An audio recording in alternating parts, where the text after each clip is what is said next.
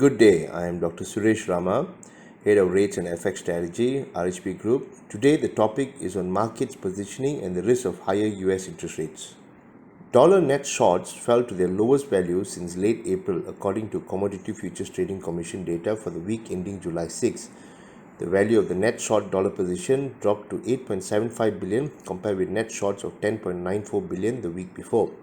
In the fixed income space, speculators' net bearish bets on US 10-year futures fell in latest week, according to Commodity Futures Trading Commission data. The amount of speculators' bearish or short positions in US Treasury futures exceeded bullish or long positions by 25,000 contracts on July 6. A week earlier, speculators held close to 60,000 net shorts for the week ending June 29th. Our base case, we expect US Central Bank to commence tapering at the end 2021 to early 2022. The tapering announcement will be made at the August Jackson Hole meeting. In addition, we expect US Fed to start hiking the federal funds rate by 25 basis points at end 2022, followed by an additional 50 basis point hike in 2023. The momentum of US 10-year bond yields will rise in the second half of 2021. We believe the 10-year bond yields will average around 1.7 to 1.8% versus our earlier assessment of 1.8 to 2% in third quarter 2021 and 1.8 to 2% in fourth quarter 2021. The People's Bank of China indicated it would cut the reserve requirement ratio for all banks by 50 basis points effective from July 15. The PBOC said its prudent monetary policy remained unchanged and that part of the liquidity release will help financial institutions to repay maturing medium-term lending facility loans and will also help ease liquidity pressure caused by tax payments. The central bank said the weighted average of reserve requirement ratio for Chinese financial institutions would fall to 8.9% after the cut. Banks that are subject to reserve requirement ratio of 5% will be exempted from the new cut. The PBOC last cut the reserve requirement in April 2020 when the Chinese economy was still badly affected by the coronavirus crisis. As the economy staged a strong rebound, the PBOC shifted to a moderately tightening bias. We believe $CNH will move higher towards 655.5 in third quarter 2021 as policymakers in Beijing engineer a softer CNY.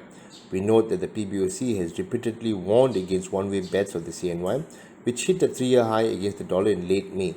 PBOC prefers to keep the trade-weighted CNY largely stable this year, while allowing the $CNY to be a function of dollar moves amid dollar strengthening in the post-June period.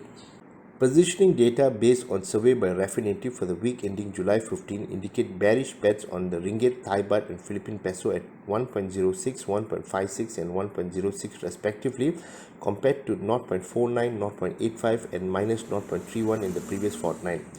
Bearish bets on the Malaysian unit were at their highest since March last year, while sentiment for the Philippine peso turned bearish, with short bets most concentrated since October 2018, after ratings agency Fitch downgraded its outlook on the Southeast Asian nation to negative, while in Thailand short positions in the currency nearly doubled to their highest since mid-August 2015, as the country suffered its worst incident of infections yet and recorded 98 deaths on Thursday.